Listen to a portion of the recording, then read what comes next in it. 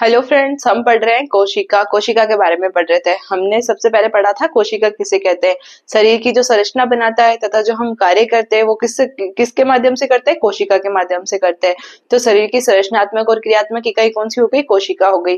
फिर हमने कोशिका के छोटी, बड़ी, लंबी, इन सब कोशिकाओं के बारे में पढ़ा था। फिर हमने कोशिका के प्रकार देखे थे। एक तो होता है प्रोक्यूरेटिक कोशिका, एक था यूकेरियोटिक कोशिका। प्रोक्यूरेटिक कोशिका में क्या होता है, केंद्रक केंद्रक के बाहर केंद्रक कला नहीं पाई जाती है, तो इसलिए क्या होता है, केंद्रक सुस्पष्ट और विभेदित दिखाई नहीं देता है।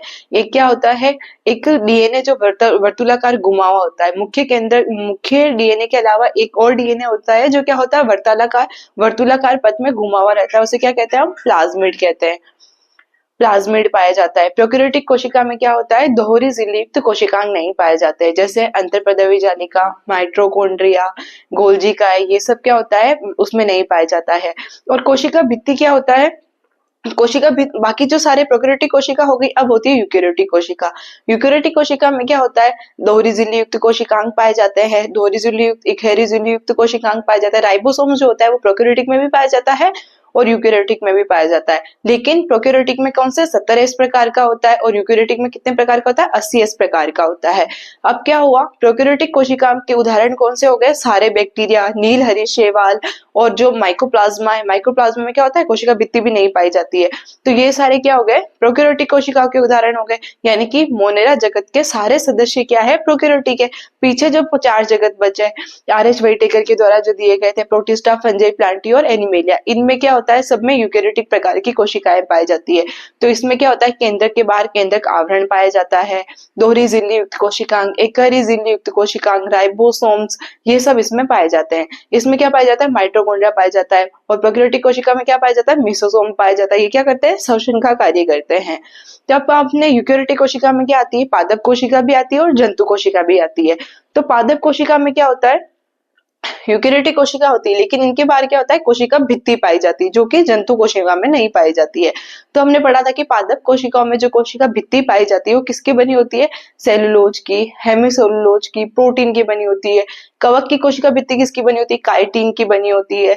इस प्रकार से जीवाणु की कोशिका किसकी बनी होती है, पेप्टिडोग्लाइकेन की बनी होती है। इस प्रकार से हमने कोशिका भित्ति के बारे में पढ़ा था। यानी कि कोशिका के बाहर कोशिका झिल्ली और कोशिका झिल्ली के बाहर कोशिका भित्ति पाई जाती है। वो सिर्फ किसमें पाई जाती है, प्लांट्स में पाई जाती है। जंतु कोशिका में कोशिका भित्ति नहीं पाई जाती है। एक होता है तारक काय। तारक काय क्या होता है, तारक केंद्रों से मिलकर बना हुआ होता है। और ये जो तारक काय होता है वो सिर्फ जंतु कोशिका में पाया जाता है, पादप कोशिकाओं में नहीं पाया जाता है। रिक्तिका होती है, वो क्या होती है, पादप कोशिका में पाई जाती है, जंतु कोशिका में या तो छोटी होगी या फिर अनुपस्थित होगी। तो हम पढ़े थे यूकेरियोटिक कोशिका के बारे में। फिर हम पढ़ रहे थे जो जनरल कैरेक्टर थे, हमने पढ़े थे। उसके बाद में हम कोशिकांग के बारे में पढ़ रहे थे, यानी कोशिका के अंदर जो कोशिका के अंगक पाए जाते हैं उसको क्या कहते हैं, कोशिकांग कहते हैं। तो सबसे पहले हमने पढ़ा था कोशिका झिल्ली के बारे में, यानी कोशिका के बाहर जो एक आवरण पाया जाता है वो कोशिका झिल्ली कहलाती है। वो जंतु में भी पाई जाती है और पादप में भी पाई जाती है। इसका तरल मोजेक मॉडल दिया था, वो किसने दिया था, सिंगर तथा निकोलसन ने दिया था। ये किसकी बनी होती है, लिपिड तथा प्रोटीन की बनी हुई होती है। तथा इसके दो, लिपिड के 2 सिरे होते हैं, एक तो बाहर ध्रुवीय तरफ, एक अंदर वाला सिरा अध्रुवीय होता है। इसमें क्या होता है, लिपिड प्रोटीन जो होता है वो अंदर डूबा हुआ रहता है। एक तो होता है परिधीय प्रोटीन और एक अंदर की तरफ धसा हुआ अंतरक प्रोटीन होता है। आज हम पढ़ेंगे अंतःपृष्ठीय जालिका के बारे में, मध्य पटलिका के बारे में और जीवद्रव्य के बारे में।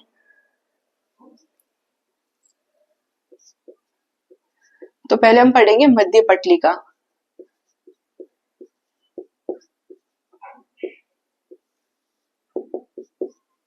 ये जो मध्य पटलिका बनी होती है किसकी बनी होती है, कैल्शियम की बनी हुई होती है। तो यह कैल्शियम की बनी हुई होती है।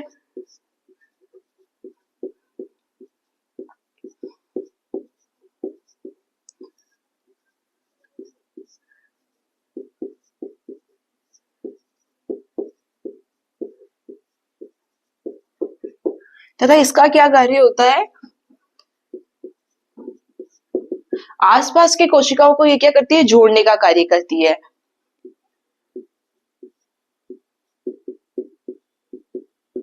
ये आसपास की कोशिकाओं को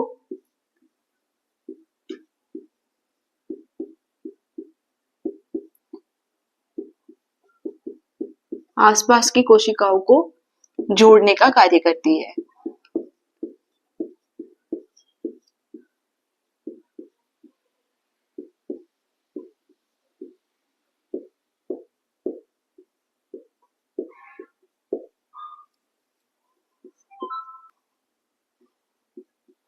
अब पढ़ेंगे जीव द्रव्य तंतु के बारे में। जीव द्रव्य तंतु का होता है मध्य पटलिका तथा कोशिका के बीच में ये पाया जाता है। तो यह है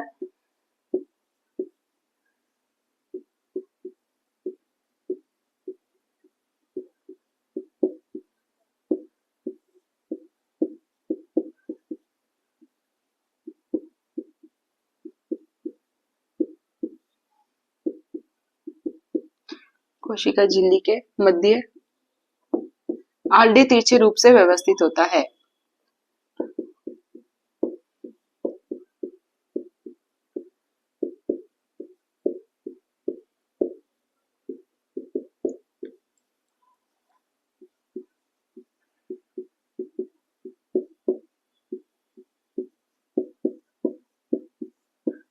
और इसका क्या कार्य होता है? ये जो होता है कोशिका को कोशिका द्रव्य से जोड़ने का कार्य करता है। यह है कोशिका को कोशिका द्रव्य से जोड़ने का कार्य करता है।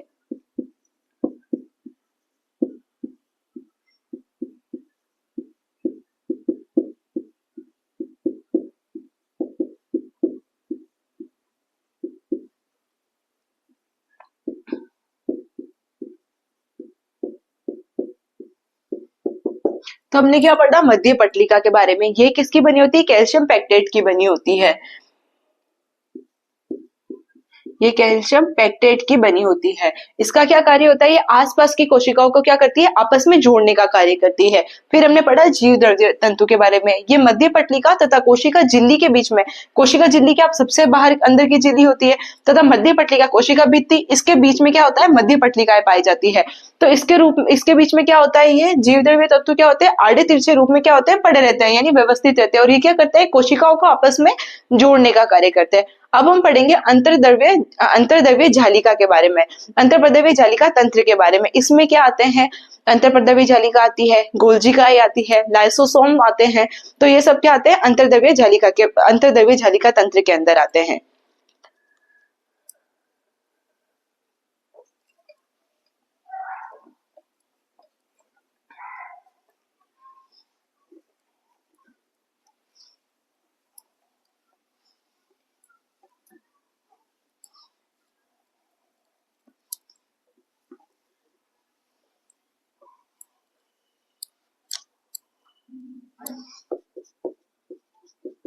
अंतर्द्रव्य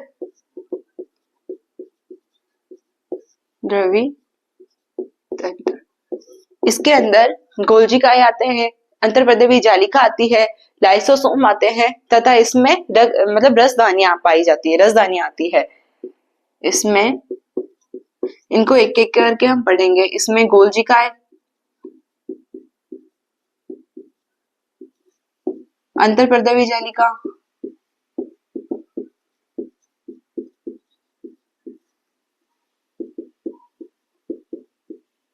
लाइसोसोम जिसे लैनकाय भी कहते हैं,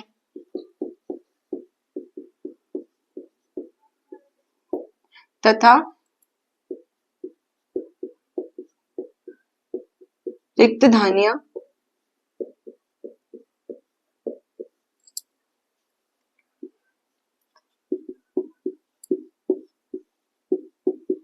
आती है। तो अब हम स्टार्ट करते हैं अंतर्प्रद्रव्य जालिका किसे कहते हैं। अंतर्प्रद्रव्य जालिका होती है वो दो प्रकार की होती है। एक तो होती है खुरदरी अंतर्प्रद्रव्य जालिका और एक होती है चिकनी अंतर्प्रद्रव्य जालिका। ये क्या होती है? देखो ये ऐसे व्यवस्थित होती है। केंद्रक है, केंद्रक के बाहर क्या पाया जाता है? केंद्रक झिल्ली पाई जाती है। ये बिल्कुल केंद्रक झिल्ली के पास में व्यवस्थित होती है तथा इस प्रकार से ये व्यवस्थित होती है। ये अंतर्प्रद्रव्य जालिका कहलाती है। ये केंद्रक झिल्ली से बिल्कुल सटी हुई होती है तथा इस प्रकार से ये व्यवस्थित होती है। ये अंतर्प्रद्रव्य जालिका कहलाती है। ये किससे मिलकर केंद्रक झिल्ली से जुड़ी हुई होती है। अब ये जो अंतर्प्रद्रव्य जालिका होती है ये दो प्रकार की होती है। एक तो होती है खुरदरी अंतर्प्रद्रव्य जालिका, एक होती है चिकनी अंतर्प्रद्रव्य जालिका। खुरदरी अंतर्प्रद्रव्य जालिका क्यों बोलते हैं और एक को चिकनी अंतर्प्रद्रव्य जालिका क्यों बोलते हैं? क्योंकि ये जो अंतर्प्रद्रव्य जालिका होती है इस पर क्या होता है? राइबोसोम्स चिपके रहते हैं। तो अगर राइबोसोम चिपके हुए रहेंगे तो ये क्या होगी? खुरदरी हो जाएगी। तो इसलिए इसको क्या कहते हैं, खुरदरी अंतःपदवी जालिका। और इन पर क्या होते हैं, राइबोसोम्स नहीं पाए जाते, इसलिए इसको क्या कहते हैं, चिकनी अंतःपदवी जालिका। तो अंतःपदवी जालिका दो प्रकार की हो गई, खुरदरी और चिकनी अंतःपदवी जालिका। खुरदरी अंतःपदवी जालिका पे राइबोसोम्स चिपके रहते हैं तथा राइबोसोम्स का क्या कार्य होता है, प्रोटीन संश्लेषण यानी प्रोटीन बनाने का कार्य ये करते हैं। तो खुरदरी अंतःपदवी जालिका का क्या कार्य होगा, ये प्रोटीन का निर्माण करेगी, तथा चिकनी अंतःपदवी जालिका क्या करेगी, ये लिपिड का संश्लेषण करेगी।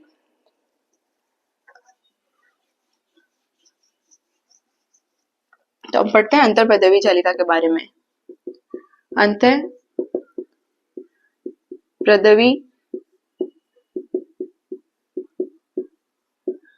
जालिका यह केंद्रक झिल्ली से सटी हुई संरचना होती है।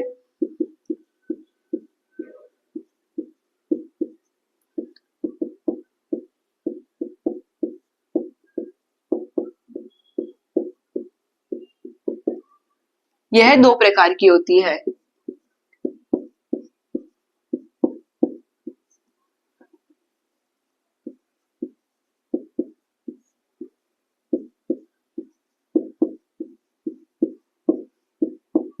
एक होती है खुरदरी अंतःपदवी जालिका,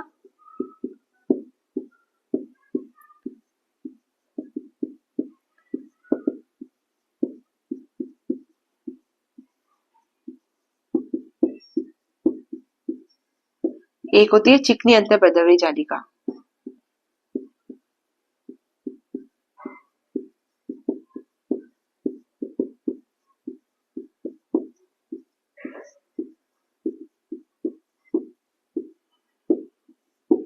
तो सबसे पहले हम खुरदरी अंतःपदवी जालिका के बारे में पढ़ते हैं। खुरदरी अंतःपदवी जालिका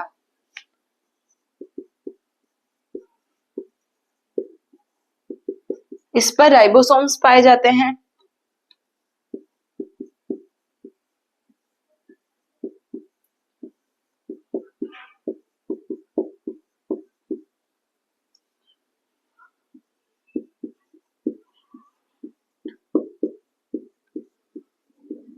तथा ये प्रोटीन का निर्माण करती है।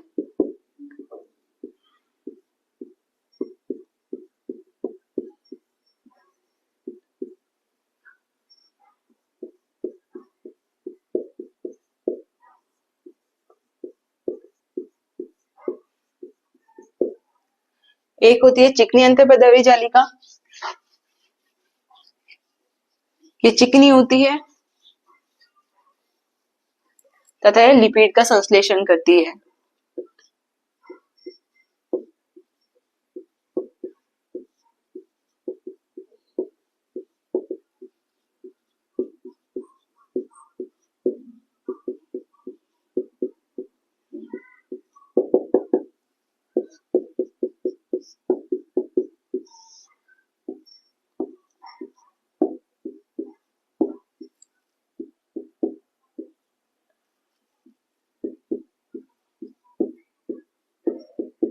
तथा लिपिड का संश्लेषण करती है।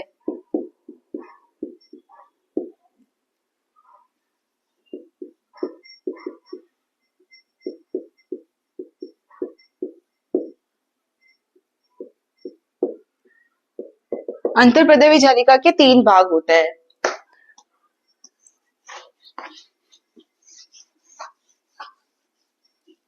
ये क्या हो गया, केंद्रक, केंद्र के बाहर क्या हो गई, केंद्रक झिल्ली,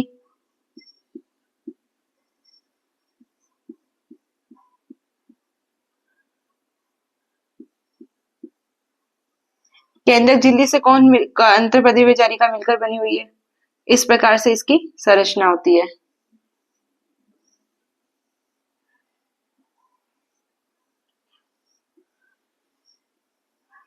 इस प्रकार से इसकी संरचना होती है। इस पे क्या होते हैं, राइबोसोम्स लगे हुए रहते हैं। तो इसको क्या कहते हैं, खुरदरी अंतःपदवी जालिका। पीछे की तरफ क्या होते हैं, इस पे राइबोसोम्स नहीं लगे रहते हैं, तो इसको क्या बोलते हैं, चिकनी अंतःपदवी जालिका। जो ये भाग होता है वो क्या कहलाता है, सिस्टर्नी कहलाता है। तथा ये जो नलिका रूपी संरचना, ये क्या भाग कहलाता है, सिस्टर्नी कहलाता है। तथा ये जो बड़ी बड़ी नलिका रूपी संरचना होती है उसको क्या बोलते हैं, ट्यूब्यूल्स कहते हैं। तथा जो पीछे की तरफ ये जो पतली नलिकाएं होती है इनको ट्यूब्यूल्स कहते हैं। तथा ये पीछे जाती जाती क्या होती है, बड़ी होती जाती है, चौड़ी होती जाती है, तो इसको क्या कहते हैं, नलिका कहते हैं। तो ये होती है अंतःपैदवी जालिका की संरचना। नेक्स्ट क्लास में हम गोल्जी काई के बारे में पढ़ेंगे।